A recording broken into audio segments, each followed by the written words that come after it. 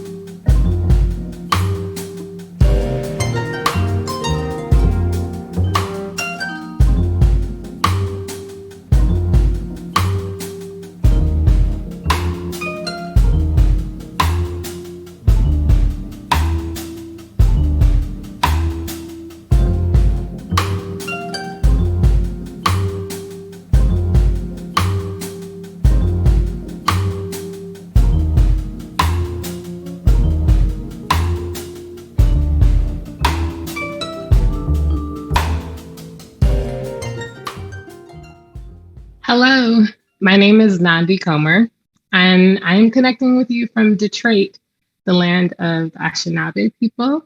And I am very excited to welcome you all to the Allied Media Project's Seeds Fall series. Today's event is called Wisdom of Small Joys. And I'm just so excited that we get to share this space today with Ross and Adrienne Maree Brown. This event is live captioned, and we have ASL interpretation, and the recording will become available on AMP's YouTube channel in a little bit. So we encourage you during this session to share your questions. We're going to be asking a lot of things of our guests today, but also share your love, say hi, say hi to your friends in the chat. I'm sure there are a lot of people in there that you all recognize, and then maybe make some new friends. But today we're going to get the whole thing started. Before we start, we're going to start with Ross. Ross is going to share a poem. Hey, it's good to be with you all. I'm glad to join you. And I'm going to read this. It's actually a little essay. Is that okay? It's very short. And it's called Pulling Carrots. It's from this book called The Book of Delights. Pulling Carrots. Today we pulled the carrots from the garden. So let me just tell you real quick that the way this book came about is just like, I was like having a nice day one day, and I was like, oh, I'm going to write a little essay about this nice moment. And then I said, well, let me write an essay, like quick, boom, a bird flew in my ear and said, no, write an essay every day for a year about something that delights you. Do that. So that's what I did. And this is one of the essays that bird told me to write. Pulling carrots. Today we pulled the carrots from the garden that Stephanie sowed back in March.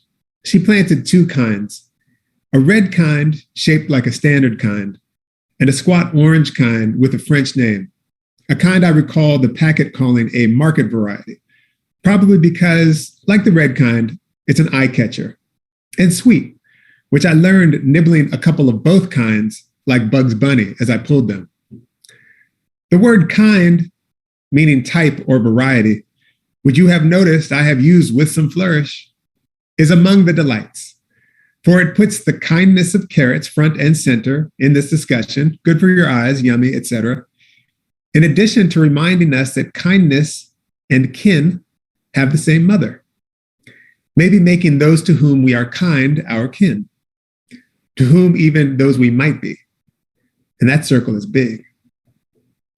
These are kinds, I am thinking, as I snip the feathery green tops, making my way through the pile, holding the root in one hand, feeling the knobs and grains, the divots where they've grown against a rock or some critter nibbled, or the 4 or 5 of the red kind that have almost become 2 carrots, carrot legs in need of some petite pantaloons. The utterly forgettable magic of the carrot, which applies as well to the turnip and radish and potato and garlic and onion and ginger and turmeric and yam, and sunchoke and shallot and salsify and maca and sweet potato, is that because so much of the food resides under the ground, it probably had to be discovered, uncovered.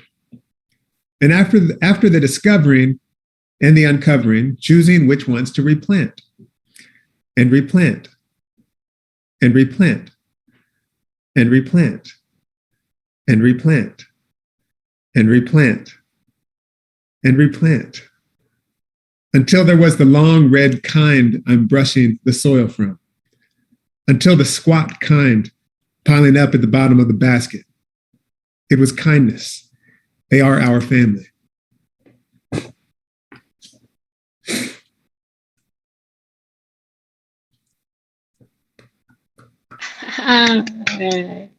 Yes.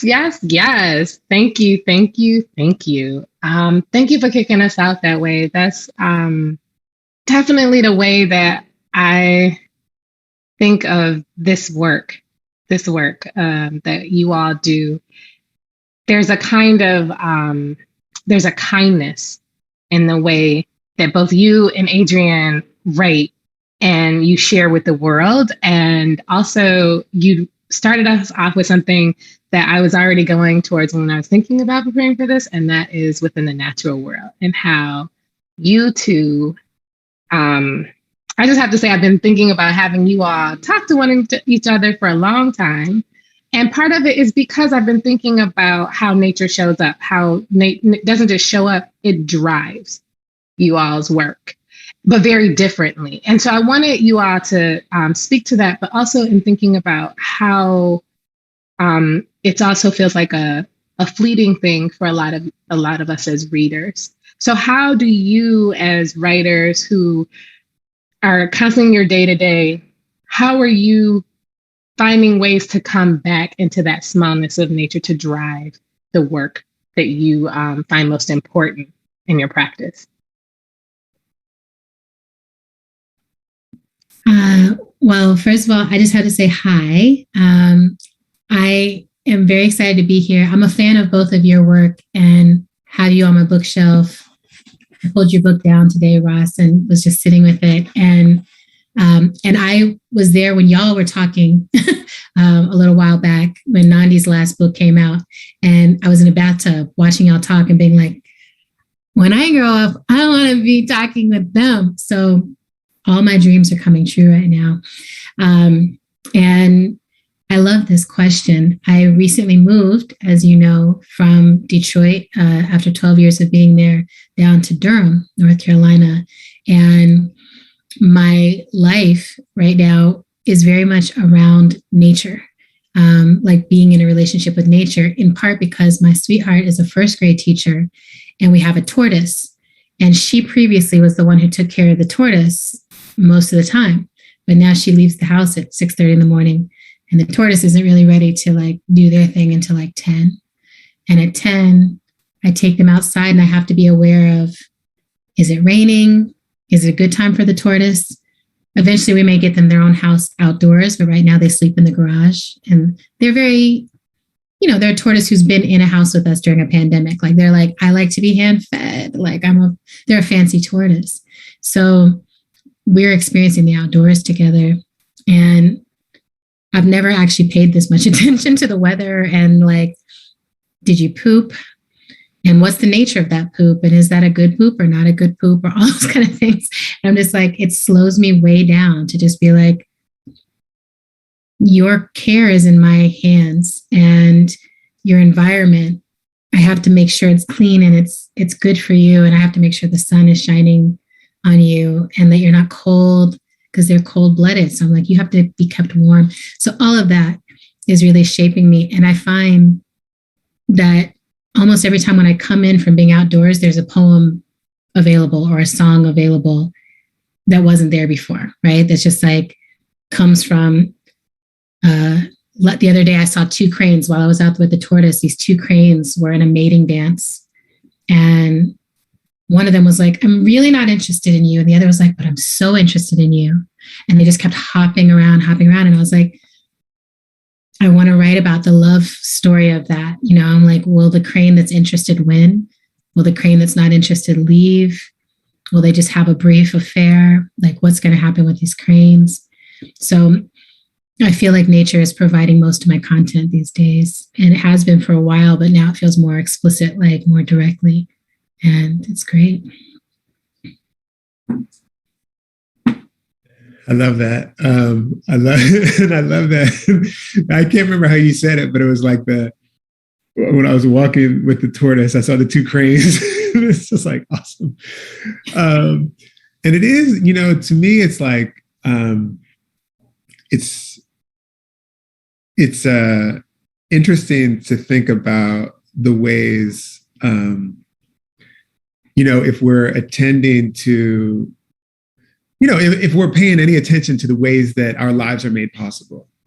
Yeah. Which is like, like we breathe the air, we drink the water, we do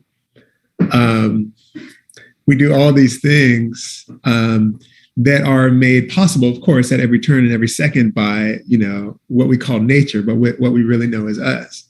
And it is like sort of, I think we have this sort of concern or love or fascination in common. It's a kind of mycelial understanding of like everything is fabric together. And so that for me, it's like, the part of my practice is to be like, of course, it's not always at the level of consciousness, but part of my practice is just to sort of remember like, oh, right, this tree outside of this little studio is not like in a kind of theoretical way or hypothetical way making my life possible. This tree is my life, and so, I feel like that as an attempt, always sort of an attempt and an aspiration, aspire, breathe, as a practice, feels like it totally threaded through the work, because my work right now, I'm interested in the question of joy. And to me, joy has everything to do with those connections, I'll pause there. No, that's great because the next question, the next question is joy. So, you all just shared some very like particular moments about what is giving you joy, what brings you joy. And I think about how much coming from your own writing, we all walk away with this joy, inspiration, and we think about how we're going to go out and change. And so, in just like a very simple way, other than the tortoise and your tree, what is giving you joy? What in the work that you're doing right now have you like turned and said, that's my joy right now?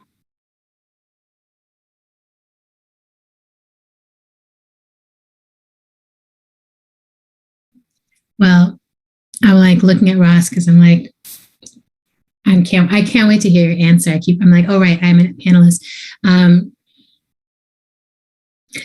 This past weekend was my birthday weekend, and I turned 43. And I always do like some reflection, right? I'm like, this doesn't matter to anyone in the world but me, that this is my marker for life, and my mom and my dad and stuff.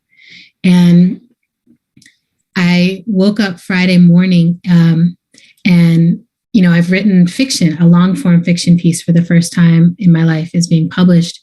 And I was floating around all day because I received the box of books, and it means a lot. I've spent about 25 years doing some kind of movement work, facilitation. I was an executive director. I did all these different things, and I really thought I would spend my whole life there. But all along, there was this little voice that was like, you're a writer, and writing is what brings you joy, and you have to go do it. And it doesn't matter if you never make any money, and it doesn't matter if you have to do it on the side. And so I did writing, on the side of my life. I woke up early. I stayed late. I wrote while people were in small groups. I wrote. And I did my nonfiction that way. But fiction required a different focus. And getting that box of books felt like, it feels emotional. It's like emotional, the amount of joy that it produced in me. And I'm going to share this because we're here in the small joys category. I've always been like an orgasm a day person. I bank it. I write about it. I'm like, this will make your life better. And after Friday, I was like, I don't need an orgasm a day right now. I went 2 days and I was like, I didn't even have an orgasm right now. And not for, I was like, I was just like, I don't even need that. I'm not even interested. It wasn't even like not interested in sex or intimacy, but I was just like, I'm so joyful with the satisfaction of this experience of writing.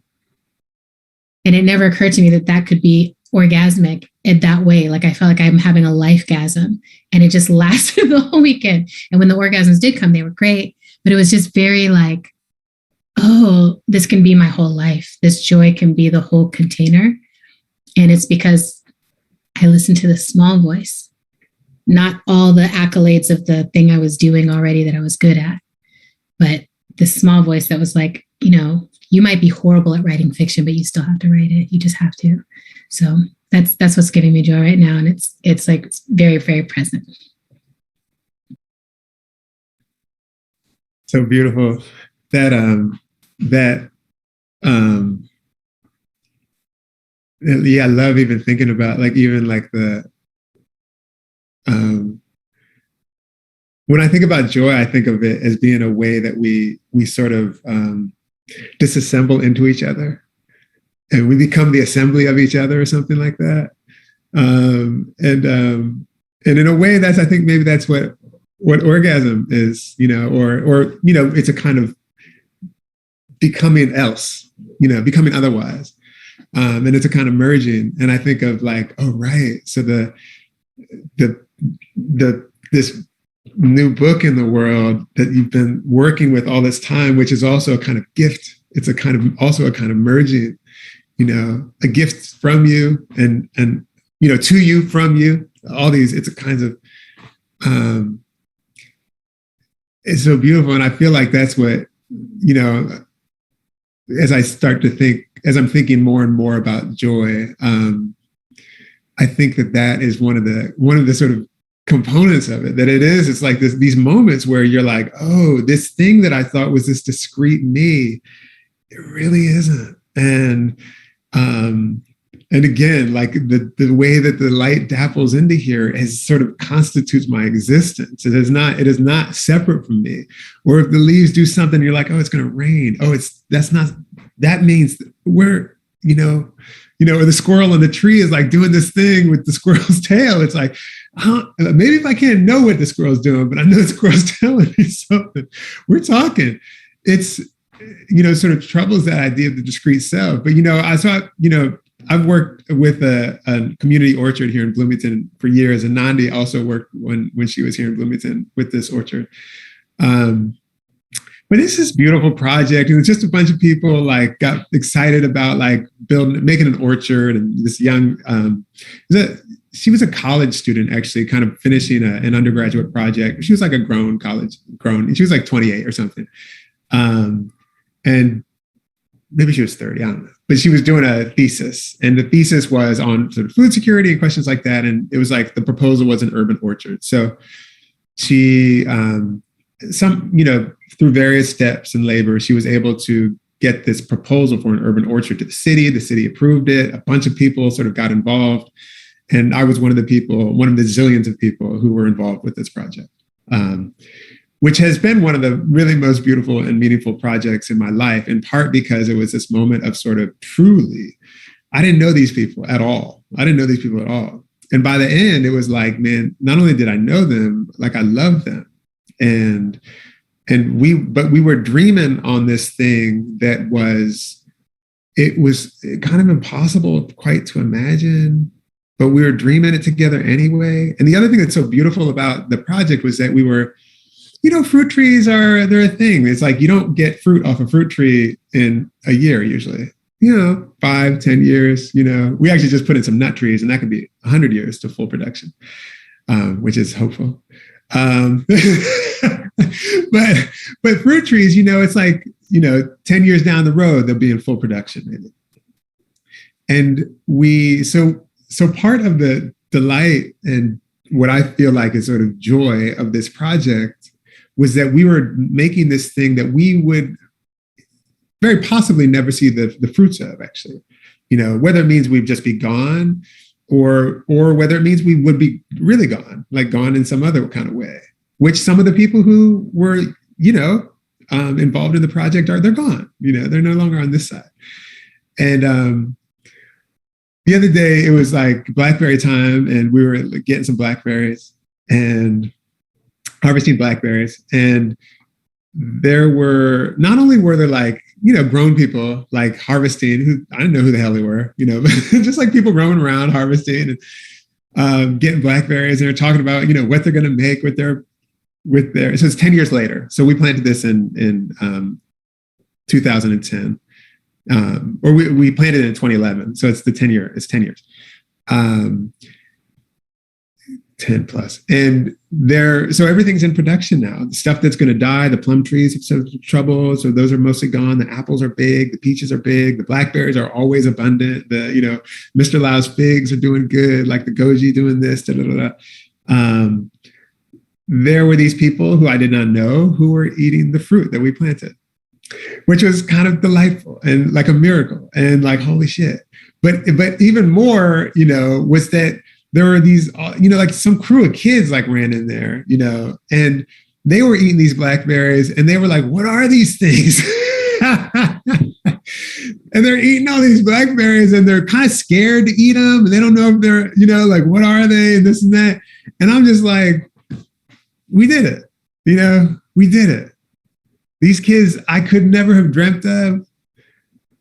They're eating something that we made, that we planted together, and it was given to us, That's one. I just have to say, something I love about this is the writing process for the book I was just talking about was also a 10-year process. And so there's something here about the delight of fruition.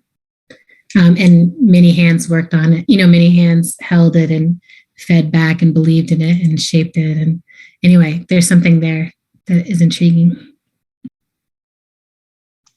Wow, yeah. One, thank you so much for telling the story of the orchard. I remember shoveling compost in that stinky little field. So It's so good to hear, and I can't wait to visit it again. I'm thinking also, well, before we move on, I have to say the chat is blowing up. We have to like just acknowledge the fact that people are showing y'all love. People are giving y'all just responding. I see like lifegasm in the chat. And so there's a lot of Tina Barthelme's here. There's a lot of people in the chat, but I just, some people that we all share in common. So I just wanted to say hi to our community online, even though it feels like we're in this little small space talking to each other, talking to a whole bunch of people. And I want to invite you all too that's online to please ask questions.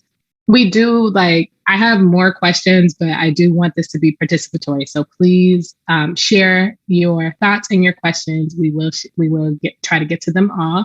And then towards the end, we're going to have Adrienne leave us with a spell. So don't log off just yet. We want to make sure that we all get a little bit of that blessing. So you were talking about how it's interesting how you're talking about the garden and planting seeds for future selves. And I always think about the futurist nature of gardening, of planting, the work that you're doing, and even like directly the work that Adrienne engages in with the Afrofuturism. And so this question is about the future and how you see, we have a struggle that we're going through right now, and how we're able to maintain our life and our livelihood. And I'm curious about how the work, what this futurist space is that you're trying to build. What is it that you imagine for the future in this? What is our next celebration in, 2090? What is our joy? Where are our joys being focused in our future? What is the future you imagine?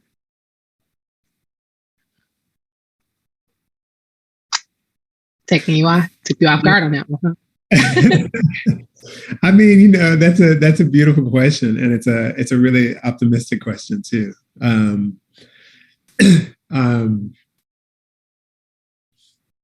I feel like I can say for myself that I feel more and more capable.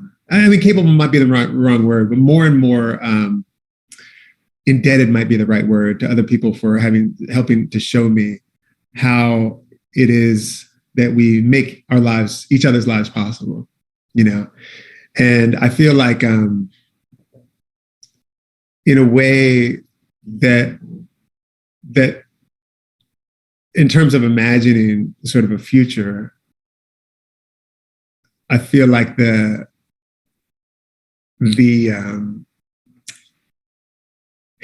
feel very much inclined to be like, we are always, I feel very much inclined to be like, we need to study our beloveds who have taught us how to beloved one another.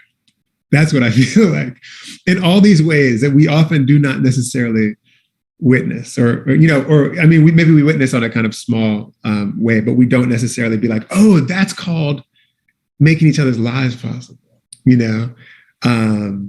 and by that I mean the most mundane daily stuff, and I really mean when someone drops off a thing of canned tomatoes, I mean the most basic, fundamental, elemental stuff that we do all the time, that we don't necessarily elevate to a kind of name, to maybe we don't necessarily call it mutual aid, but it's sort of perpetual, and it's all been happening and we're not saying it, Can I just, can I share this thing? Or tell you, I see you're doing this. It's kind of heavy for you. Can I help?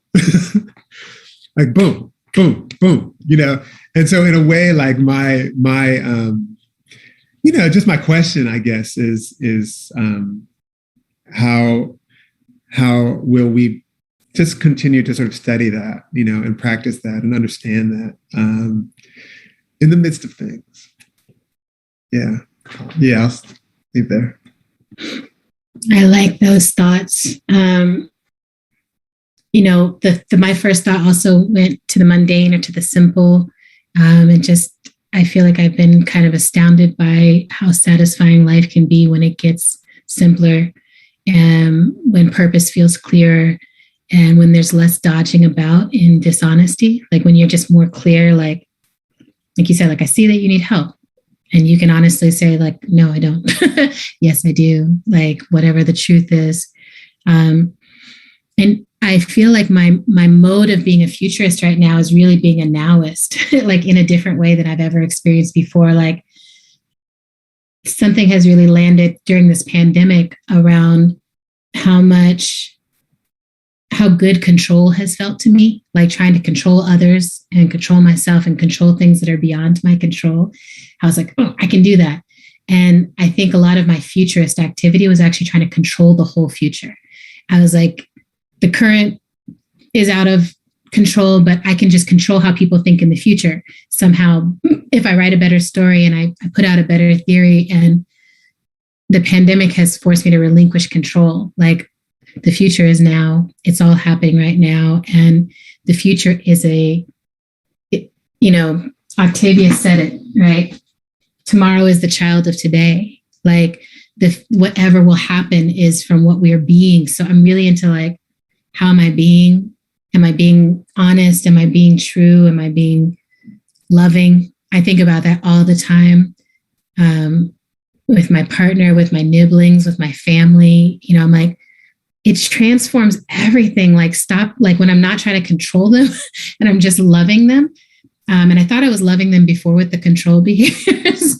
And it turns out I was judging them and boxing them and kind of giving them a narrow role in my story, which is a human thing to do, is to give the whole world a very narrow role in our story.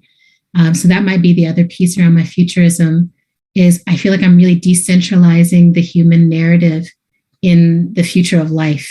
Whether that means we evolve into a different species where love is able to be more central and our sensations and our feelings are able to guide us more directly into relationship and into action. Or if humans are not actually compatible with the earth, that the octopuses get to be the ones who are kicking it in 90 years and it's all good, I just recently got to watch Star Trek 4 again in theaters. It came back into theaters for like 2 nights. And I'm reminded that I had forgotten one part of the storyline is that there's this species that can come and that only speaks in a way that the whales understand. And the whales are extinct and they have to time travel back and find whales to come talk to the aliens or this other species, which is some form of whales. And I was so thrilled by it. I was like, oh, there's nothing new under the sun, as Octavia also said, but there are new suns. And I love that idea that there's other worlds and there's life, and it's our work, right? In the current time, I feel like our work is to become compatible with life, to become compatible with the earth by listening to her and dropping in, which is less bombastic, which requires less time on the internet and less time in performance, more time just being with others. Yeah, I feel like that, dropping into the earth and becoming as we are the earth, and it's just that, that it feels like part of, if I were to, again, like part of the witnessing of something, is, the witnessing, or participating in or practicing the acknowledgement of that, how we acknowledge that, which is to say, like, how do we constantly in practice and all these other ways, witness and acknowledge that we are the earth. Exactly. Right. So this iteration of earth, is so committed to being like, I'm not. And it's like, but I am. And, when I was facilitating, I used to feel this thing flowing out of the palms of my hands and flowing through my feet. And I would tell people, root down into the earth. But it's like, actually, now I understand it's the earth reminding me that I'm not disconnected, that it's flowing through me. And you can feel the weather systems that way. You can feel so much that way, where once you begin to feel, you can feel everything. And I know people write about this, that it's like, maybe that is the next evolutionary step, is simply remembering that we are earth and the sensations are the way we know that. And that can be really scary, if we have such a trauma legacy around harm and being like, I don't want to feel the sensations that might help make me remember that harm or open me to that harm. But for me, it's been so healing to be like, oh, there's so many other sensations. And actually, in a way, those sensations can flood my system and cleanse my system. So it doesn't take away what happened. There's scars, there's bruises, there's marks. And the totality, the whole, is reconnected. Yeah. Or never was disconnected, but now I know. Now I remember. Yeah. And so often the scars are the detritus of attempting not to be the earth. It's the violence that arises from separating, yes. Right? Yes. Like even think of like some of our particular histories of being, the descendants of enslaved people. That's like the earth had no part in that. It was, or unless the humans, were making their little mistakes, big mistakes, and by trying not to be the earth, inflicting this brutality upon the earth, which include right, because it's that part, Ross. Like you cannot. I don't think when you get connected back into that earth way, I don't think you can cause harm that is not directly tied to survival. I watch all my nature documentaries and everything, and I'm like, in the wild, like the lion will kill the zebra, and the zebra might be mad, right? But the lion is killing that zebra to feed its family. There's a rhythm to it. There's a cycle to it. There's some respect to it. Only by disconnecting from that can you say, I'm going to cause harm that has nothing to do with my survival. I'm going to cause harm that actually doesn't personally benefit me in any way. I'm going to cause harm. I'm going to begin to get pleasure from harm. That's, to me, the ultimate disconnection. And I feel like that's what our society is swimming in right now. And that's what we have to recover from, right? Is like, those two things can't coexist. We actually have to untangle some things, right? And anyway, Nandi, we're going off, but we have to, I do feel like that's the work right now. That's why I'm like, I'm an abolitionist, like that's where it's rooted in. It's like, all of us are here. None of us are disposable. None of us are innocent. All of us are living and figuring this stuff out, and we have to do it in relationship with each other, not in domination and hierarchy over each other. Yeah. Y'all can go off. Y'all really going in. That's what y'all really doing. Y'all digging real deep, and I love it. So I have a lot of questions, but I'm gonna actually look to the chat for a couple of questions right now. There are several questions about your writing process, and so I'm gonna kind of group those together if the audience doesn't mind. It's a combination of Sarah Greenman, Carlotta, and Karina. They were all asking about both of your writing processes. So there's one question that's like, Adrienne, you mentioned each time that you write outside, you come in with a poem. Can you elaborate on how you connect your creative life to the rhythm of the seasons and Earth's natural cycles? And I'm going to also tack on a little bit of what Carlotta asked. Let's ask, what do you recommend to those of us who are still listening to the voice that we're not ready to write, experience joy in those pleasures because of the feeling of scarcity, or like in terms of money and things like that? And then Karina asked, like, what methods do you use to consistently archive those joys? So those are associated in terms of writing processes, how you archive, what are your recommendations to folks that feel like they don't have the resources for continuing the writing process, and how is Earth's cycles influencing? How do those cycles influence your writing? Sweet. I'm into this conglomeration of questions. So I want to start with the scarcity one, because this has been such a life lesson for me. As for the longest time, the narrative, the thing I was telling myself all the time is I don't have time. I don't have enough time. I don't have enough time to write and to love and to be friends and to do all the work I'm called to do. And there's just not enough time. And I definitely don't have enough time to do earth things. Those move so slow. And I don't have enough time to like be in agreement with anybody because that takes forever. And so on, it's like a scarcity of everything. And my therapist was like, do you recognize that scarcity of everything is impacting everything? Like, so I had come up with this commitment for myself that was, I'm a small earth loving myself. And my therapist was like, there's nothing small about you. What is this commitment to small scarcity thinking? There's enough of you. And it was such a, one of those things that just clicked. I was like, oh, there's enough of me for the life I'm here to live. And I'm the only one who's here to live it. And there's enough of Nandi for the Nandi life and enough of Ross for the Ross life. There's just enough. But then it's about the choices we make, and the choices we make don't determine if we have more or less enoughness, but it's how we feel inside of it. I don't necessarily have more time of my life, but I have made choices so that I feel very spacious inside my life. So that goes to the seasons thing. And the writing in the seasons for me is like, in the same way that I trust the seasons, like I trust when fall is coming, spring is going to come, and I can just enjoy fall and be like, this is banging. Like this color palette is my fave. It's my birthday season. Everything's falling down.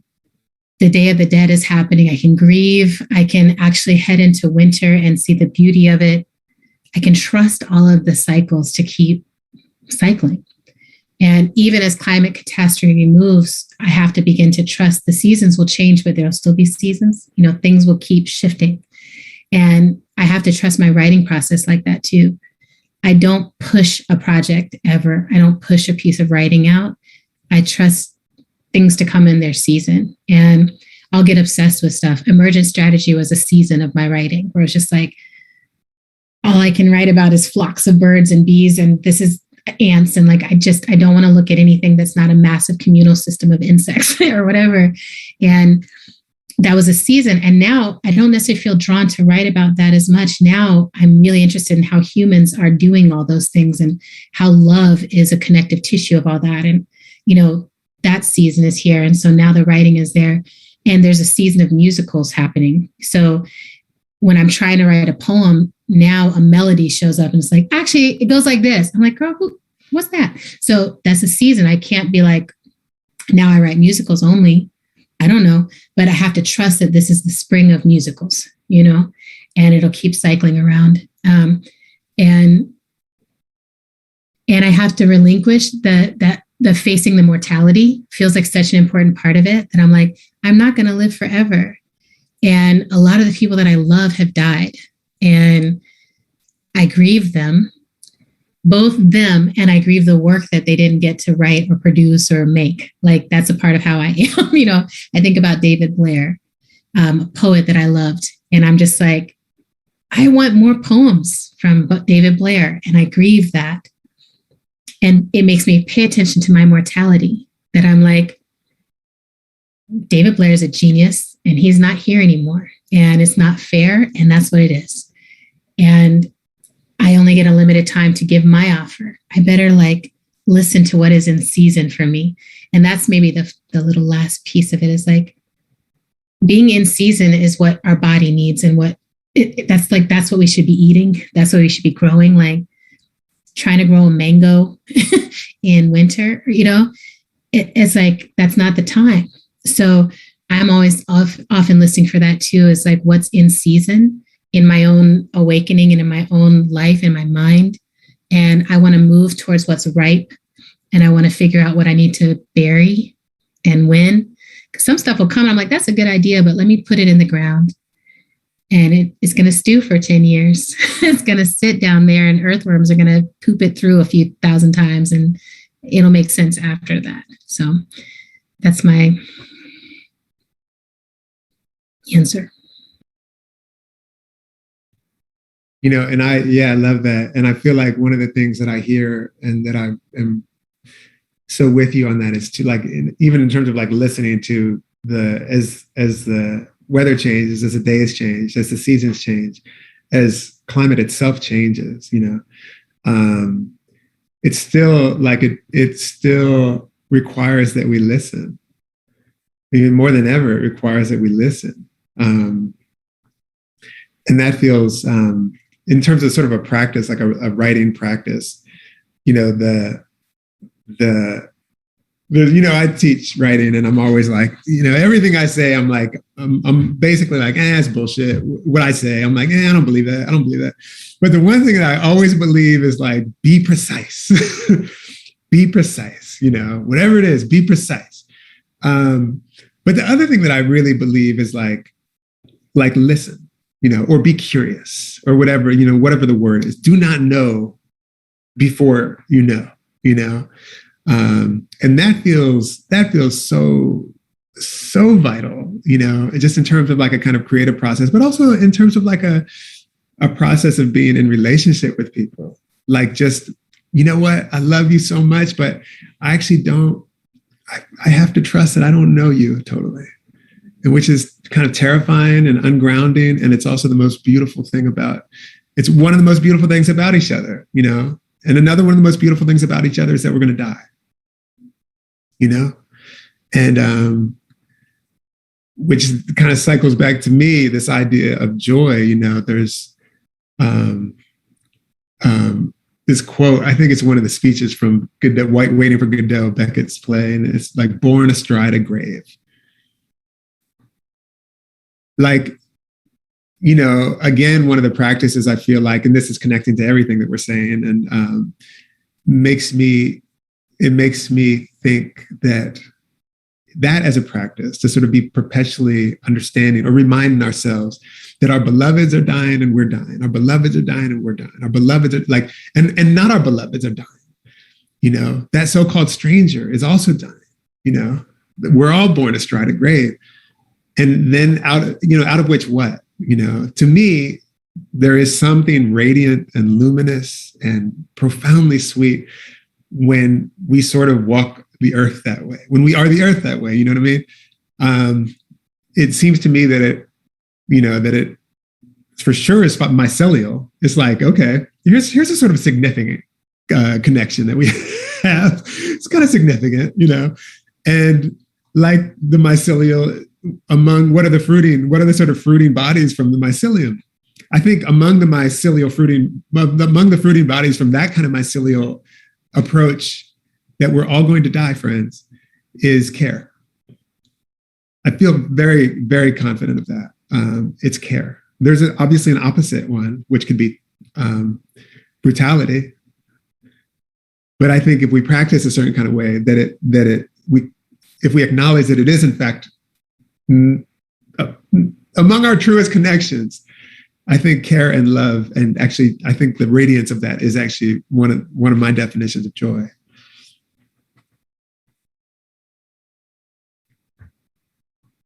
Ooh. Thank you for bringing Blair into the conversation. That this is one of our ancestors, a poet who really showed up at a lot of the LA Media Project's conferences, and just is a person that we all look to from AMP. So I didn't expect to hear his name, so thank you for bringing him into the room.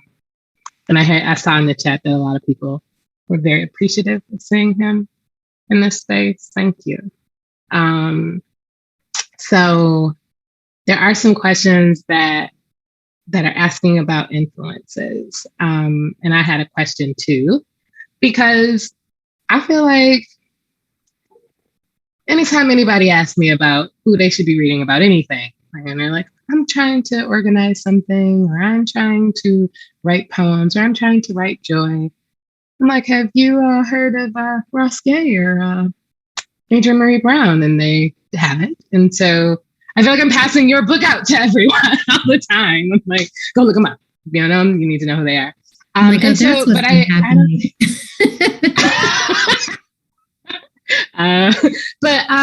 I think it's always important for us as writers, as readers, to know that the person who is doing this creation that is inspiring us has had their own familiars or their own ancestors or their own writing, mamas and papas and babas and aunties giving them their inspiration. So I have that question for you all, whether it's somebody that you're reading right now or somebody that you're always looking to. Who are you? Who do you go to for your joy? Who are you going to for your influences? Who are the people that have helped to shape the kind of writing that you're doing?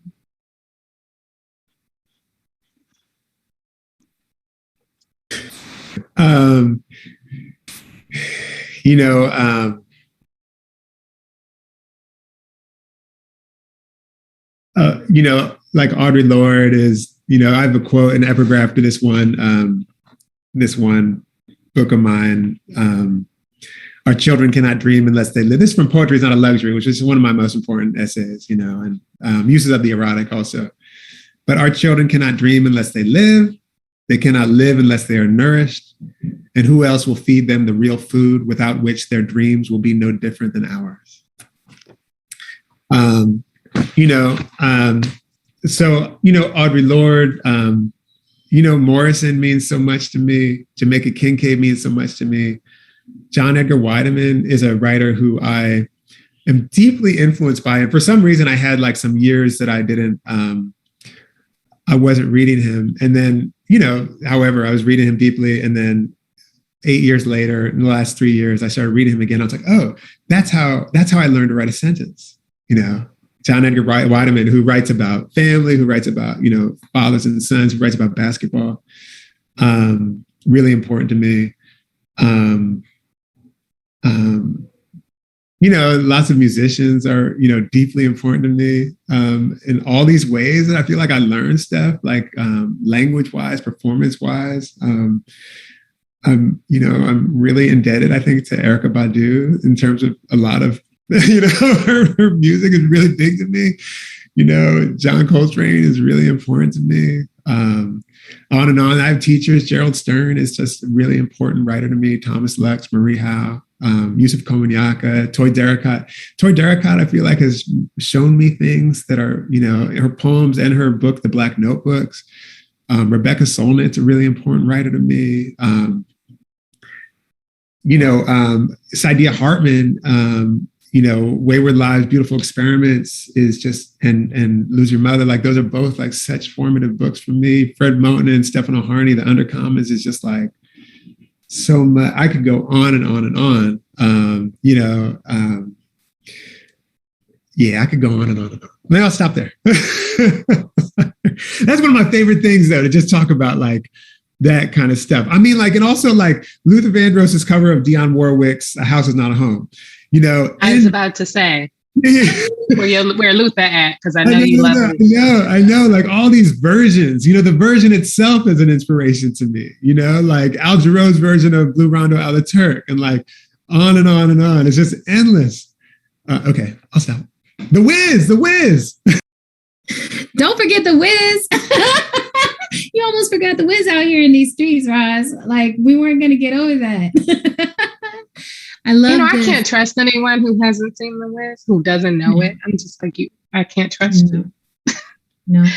Or people who are like, oh yeah, with the, anyway, I'm not going to get into that. I'm like, so I'm going to see if I can turn this and show y'all my ancestor altar wall. And can you see it, Nandi? Like, is it visible? Or I can kind of point people out. So it's like Audre Lorde, Aretha Franklin, Toni Morrison, Nina Simone, Octavia, of course. Grace is here. Blair is here. Maya Angelou, Prince, Malcolm X. That's some of the ancestors. It's still growing. But one of the things I started doing a few years ago is being like, who are the ancestors in the lineage of my work? Because as a displaced person, I don't always know all the ancestors in the lineage of my life. And so I have to imagine that the tributaries that were them somehow flow into me. And I recently found out this year, Imani Perry and I found out that we're third cousins, that we share an ancestor. And before we found that out, her writing has deeply moved me. It was a part of my sabbatical, her looking for Lorraine. And I also want to mention one of my very favorite writers who is not as widely published yet, and who is, I think, the best living poet. Her name is Janine Denovage, and people don't know her work, right? And then I would be remiss, because we're on this phone call, and I have every single thing that Nandi Comer has ever written. And Nandi and I have gotten to work together for all this time, during which she has put out book after book after book after book that is incredible. And particularly, I'm like, let me pull it out. Because I'm like,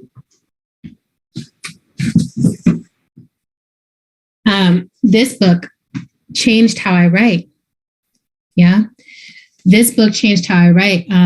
Nandi, and the reason I want to say this, because the thing I think you have in common with all these writers, and Imani has in common with all these writers, is not being scared to say, like, here is the actual truth. Like, here's the thing.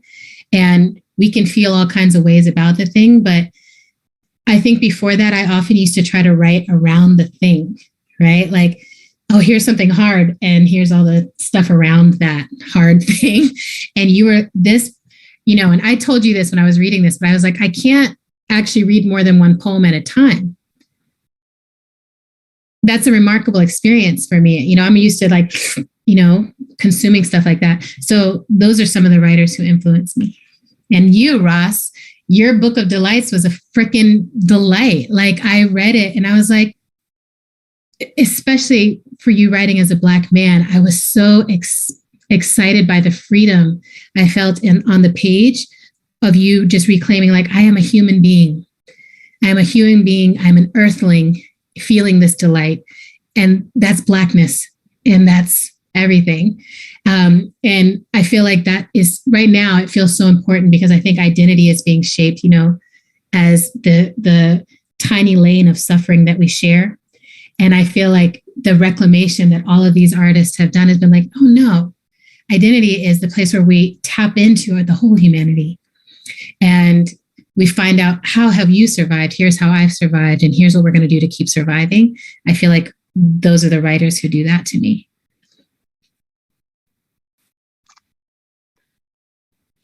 Your face, Nandi, I love it. Because y'all have like almost made me cry on so many moments. And so after I get off of this, I'm gonna like just go decompress and kind of be all in my feelings, because I love both of you so much. And not like I love your writing, but we share these personal bonds, and I love you. Thank you for coming and doing this. We have to wrap it up. So I'm gonna start to close it out. But I just want to, thank you so much, both of you, for sharing your joys, your influences, your letting us see these tiny parts of your lives. But before we're going to have a spell from Adrienne before we close out. But before we close out, I just wanted to do some acknowledgements to some folks that helped make this possible. Thank you first to all of our audience that logged in today. Thank you all and your comments. I'm sorry we couldn't get to all of your questions, but thank you so much for logging in. We're going to put this video up later if you want to share it out or rewatch it. It'll be on the Ally Media Project's YouTube. You can also share it. We'll be out on social media and stuff, sharing it out. I want to do a special thank you to our ASL and our CART interpreters, Janine and Lynette, who were on today doing the ASL. Thank you so much. Our events have been recorded, as I said before. They will be on YouTube in a couple of weeks. You can also learn more about future events with our bit.ly/seed series link. And if you want to know, if you want to tell us about what you thought about today's program, please fill out our survey. It's on bit.ly/fall 2021 feedback. We also will have it in the slides for you all to review. And And we want to invite you to the next upcoming events. So we have Reimagining Safety, which is going to be on September 23rd. We have Dismantling Barriers on October 7th. And we have a lovely curated performance of multiple performers on October 21st for the Performance as Resistance program. Stay tuned to our events by signing up for our AMP newsletter. You can do that on our website. And now I'm just going to turn it over to Adrienne for the spell. Thank you. And thanks, Ross. I'm like hugging you, in some safe way. Thank you. It's so good to be with you. Yeah. Grateful. It's really good. Yeah. All right. So my spell that I wanted to share with y'all today, because I think that it is a unlocking joy spell. And it's called the Radical Gratitude spell. And I think that if we cast the spell, it's a spell to cast upon meeting a stranger, comrade, or friend working for social and environmental justice and liberation. But I think if we cast this spell as a way that we met everyone, we in 10 years could transform the world. So this is my spell. You are a miracle walking. I greet you with wonder.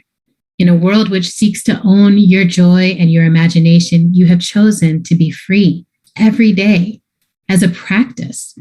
I can never know the struggles you went through to get here, but I know you have swum upstream and at times it has been lonely. I want you to know I honor the choices you made in solitude, and I honor the work you have done to belong. I honor your commitment to that which is larger than yourself and your journey to love the particular container of life that is you. You are enough. Your work is enough. You are needed. Your work is sacred. You are here, and I am grateful.